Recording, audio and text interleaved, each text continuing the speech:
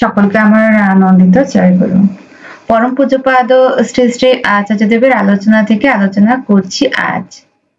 প্রাতে প্রার্থনান্তে আচার্যদেব বড় নাট মণ্ডপে বসেছেন। আজ প্রসঙ্গ উঠায় বলছেন, অনেক ঋত্বিক আছে, তাদের দীক্ষা দেওয়ার কথা বললে রেডি হতেই অনেক সময় লেগে যায়। তারা কিন্তু বোঝা। ঋত্বিকদের উচিত সর্বদা সবকিছুর জন্য তৈরি থাকা। শরীর সুস্থ রাখার বিষয়ে, আইন বিষয়ে, ইঞ্জিনিয়ারিং বিষয়ে সবকিছু সে জানবে, পরামর্শ দেবে। পরিবেশে উপযোজনা কেন্দ্রের যে কার্যক্রমগুলো তাদের উচিত ওইভাবেই নিজেকে যোগ্য করে তোলা। আমার একটা ব্যাগ এমন ভাবে গুছানো থাকতো যাতে বাবা যদি বলেন এখনই বেরো, আমি 2 মিনিটের মধ্যে বেরিয়ে পড়ব। আমি নিজের ইচ্ছায় যাচ্ছি সেটা আলাদা, তখন গোছানোর সময় নিতে পারি। কিন্তু যখন তিনি বলছেন তখন সময় নেওয়া চলে না। একদিন গৌরাঙ্গদা বলছেন, তুমি নাকি এমন ভাবে রেডি থাকো যে 2 মিনিটে বেরিয়ে পড়তে পারো। বুকুনির কাছে শুনেছেন। এই সূত্রে বলছেন, ঠাকুরের সব বিষয়টা নিয়ে আমার দায়িত্ব, আর কারো নয়। আমি এটাই বুঝি। একবার আমাদের পরিবারের একজন বলছে, কিছু কিছু কাজ ভাগ করে দিতে। আমি বলি, কেন আমি ভাগ করে দেব? আমি নিজের যোগ্যতায় যে কাজের দায়িত্ব পেয়েছি তার এক কোণাও অন্যকে দেব না। হ্যাঁ, সে আমার চেয়ে যোগ্য প্রমাণ করুক, যোগ্য প্রমাণ করে নিক, আমার আপত্তি নাই। তার কাছে আমি হারতে সর্বদা প্রস্তুত, কিন্তু এর জন্য তাকে যোগ্য হতেই হবে। আমি তো এমনও করি, তার কোনো কাজ থাকলে আমি সেটাও নিয়ে নিই। আমি আমার ছেলেকে এতটুকু অংশ ছাড়তে রাজি নই। ঠাকুরের সব কাজ আমার। আমি যা পেয়েছি যোগ্যতার বলে, তা থেকে কেন দিতে যাব? আমি তো ঝন্টু ওদের বলি, আমি তোর ছেলে, নাতিদের সাথে দৌড়াবো। আমার একটা হাউস, আমি আমার নাতিদের সাথে ফুটবল খেলবো, তারপর বুড়ো হওয়ার কথা ভাববো। ঝন্টু সেদিন বলছে, দেওঘর বাজারের একজন ওকে বলছে, উনি কি আপনাদের আচার্য? আমাদের নয়। এই যে বলছে, মানে এই অবস্থায় পরিবেশের মানুষের আনা গেছে, এটা তো চলা বলা দেখি তারা বলছে। আমার এই অবস্থায় পৌঁছেছি, সেটা আমাকে দেখে বলুক যাই বলুক, সবটা তো ঠাকুরেরই করা। তিনি তো আমাদের মধ্য দিয়ে এইভাবেই ক্রিয়া করছেন। আমার তাতে কি আছে? আমি তো সবাইকে বলি, এই যে ইষ্টিবৃতি করি এটা ঠাকুরের জন্য করা। কখনোই তা নয়। ইষ্টিবৃতি করি আমার জন্যে, আমার দীক্ষাটাকে বাঁচিয়ে রাখতে। তাই বাইরে তুমি শরীর মন নিয়ে ঠাকুরের জন্য দৈনিক কি করছো? তুমি বলো, আমি দৈনিক একটা ফুল তুলে দিই, সেটাও হবে ঠাকুরের জন্য করা। এই যে স্বপনদা, ডাক্তার স্বপন কুমার বিশ্বাস, ঠাকুরবাড়ি আসেন, প্রণাম করেন। আসার মধ্য দিয়ে তিনি পরিবেশের ভালো মন্দের বিষয়ে এলে সমাধান করার চেষ্টা করেন। এটাও ঠাকুরের কাজ। একজন ঝাড় দিচ্ছে, ঠাকুরের মানুষ আসছে, তাদের বসার সুবিধা করে দিচ্ছে। আমি এই যে করছি, ঠাকুরের দরবারে কত মানুষ আসে, তাদের সাথে কথা বলে একটা সোলেজ অবস্থায় পৌঁছে দিতে চেষ্টা করি।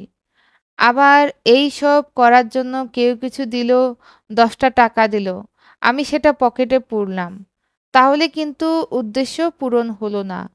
সেটা তোমার আর্নিংয়ের ব্যাপার দাঁড়িয়ে গেল। এই যে আমার কাছে প্রণামী দেয়, যদি ভাবি ওগুলো আমার, তাহলে আমি তার জন্য বসি না, আর্নিংয়ের জন্য বসি। যত যা প্রণামী দেয় সব ঠাকুর প্রণামীতেই জমা হয়।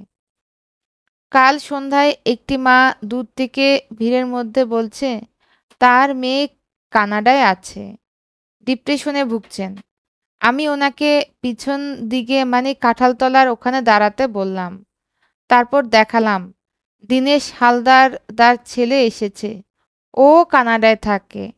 ওকে বললাম, ওনার মেয়ে কানাডায় থাকে। তুমি কানাডায় গুরু ভাই বোনের সাথে ফোনে কথা বলো। এই রকম একটা মেয়ে ডিপ্রেশনে ভুগছে। তোমরা কিছু করতে পারো কিনা দেখো। ওরা বলল, আপনি কোনো চিন্তা করবেন না, আমরা মেয়েটির কাছে যাব। প্রয়োজনে কথা বলে ডিপ্রেশন কাটানোর জন্য সাহারা দেব। কাহিনীটি বলে আচার্যদেব বলছেন, এই যে একটা মেয়ে কোন উদ্দেশ্যে এইরকম অবস্থায় পড়ছে, তাকে যে সাহারা দেওয়া যাচ্ছে এটাই তো ঠাকুরের দয়া। প্রসঙ্গ পরিবর্তনে বলছেন, কয়দিন আগে বিবিধ সূক্ত থেকে 17 নম্বর বাণী পাঠ হয়েছিল। তাতে ঠাকুর বলছেন, সময়, সুবিধা, সঙ্গতি, সংবেদনা ও সম্বর্ধনা এগুলো সামঞ্জস্য রেখে কর্ম সম্পাদন তৎপর থেকো, তাতে হতভম্ব কমই হবে। আবার 29 নং বাণীতেও বলছেন, ওইভাবে কার্য সম্পাদন না করলে অসুবিধার হ্যাপা সামলাতে হবে অনেক, আর তা নিষ্পন্ন করতে হয়তো এমন দেরি হয়ে যাবে যা কোনো কাজেই লাগবে না। আলাপে উঠে আসে বিধি অবিধির কিছু করতেই পারেন না। যেমন ঠাকুর তার মাকে বলতে পারেন না যে আমি কলকাতায় যাচ্ছি, তুই যাস না, গেলে মারা পড়বি। তিনি ইঙ্গিত দিতে পারেন কিন্তু সরাসরি বলতে পারেন না। সেই মা যখন তার কথা এড়িয়ে কলকাতায় গেলেন, তখন ঠাকুর অসহায়ের মতন বলছেন, এবার আমি কি করব? অনন্ত মহারাজের ক্ষেত্রেও তাই। তাকে নির্দিষ্ট সময়ের মধ্যে ফিরে আসার জন্য বলে দিলেন। যেতেই দিতে চাইছিলেন না, গেলেও টাইম বেঁধে দিলেন। উপেক্ষার ফল ভুগতে হলো। সব ক্ষেত্রেই তাই। তা না হলে রামের বউকে উঠিয়ে নিয়ে গেলে তিনি কেন ব্যাকুল হয়ে জিজ্ঞেস করবেন, কোথায় সীতা, কোথায় সীতা? মানুষ হয়ে এলে তাকে মানুষের মতনই সব করতে হয়। সমুদ্রে বাঁধ দিয়েই পার হতে হয়।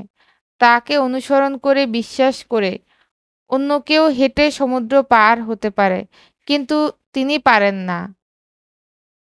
আচার্যদেব তাদের 4 ভাইয়ের কম বয়সে এক গ্রীষ্মের দুপুরে মানিকপুরের দিকে গাড়ি নিয়ে যাওয়ার পথে যে দুর্ঘটনা ঘটেছিল তার উল্লেখ করে বললেন, ঘটনা ঘটার পূর্বের যে ইঙ্গিত দিচ্ছিল কম বয়সে শরীরে তাজা রক্তের প্রাবল্য, তাকে ডোন্ট কেয়ার করেই এগিয়ে যেতে গিয়ে ওই বিপত্তি। বর্তমানে ঠাকুরবাড়ির রাস্তাগুলো নতুন করে সংস্কারের কাজ হচ্ছে। এর জন্য তিনি ইঞ্জিনিয়ারদের নির্দেশ দিয়েছেন। জল নিষ্কাশনী ব্যবস্থা, পানীয় ও অপরাপরের কাজে ব্যবহারযোগ্য জলের পাইপ, ইলেকট্রিকের কেবল লাইন, এমনকি ভবিষ্যতে রান্নার গ্যাসের পাইপলাইন নিতে হলে সেক্ষেত্রে রাস্তা পারাপারের যথোপযুক্ত ব্যবস্থা রেখে কাজ করার ব্যবস্থা করেছেন। ভবিষ্যতে ঠাকুর ভোগের ঘরে গ্যাসের পাইপলাইন ঢোকাতে হলে তখন কি করবে? তাদের সতর্ক করে দিয়ে বললেন, এই ব্যাপারে তাল মিলিয়ে যে চলতে পারবে চলবে, না চলতে পারলে আমি তাকে সাইডে রেখে দেব। তুমি থাকো তোমার জায়গায়, এগিয়ে যাওয়ার জন্য যা করার আমি তাই করব। এতে কারো তোয়াক্কা করা হবে না, স্পষ্ট বলে দিলাম। পরে এক মা ভেঙে পড়া অবস্থায় তার অসুখের বিষয়ে নিবেদন করলে জবাবে বলছেন, যুদ্ধটা আপনাকেই করতে হবে। আপনার হয়ে যুদ্ধটা আর কেউ, এমনকি ঠাকুরও করে দিতে পারেন না। অন্যেরা পাশে দাঁড়াতে পারে, কিন্তু কুরুক্ষেত্রের যুদ্ধে গান্ডীবটা আপনাকেই চালাতে হবে। তখন তিনি আপনার রথের সারথি হতে পারেন।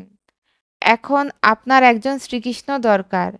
তাকে খুঁজে নিয়ে আপনার রথের সারথির ভারটা দিয়ে দিন, তাহলেই নিস্তার। বুঝবেন, এটা করেন। কেঁদে কোনো ফল হবে না। আমার যুদ্ধটা আমাকেই করতে হবে। আমার হয়ে আর কেউ করে দেবে না। পরম পূজ্যপাদ শ্রী শ্রী আচার্যদেবের আলোচনা থেকে এতক্ষণ আলোচনা করছিলাম।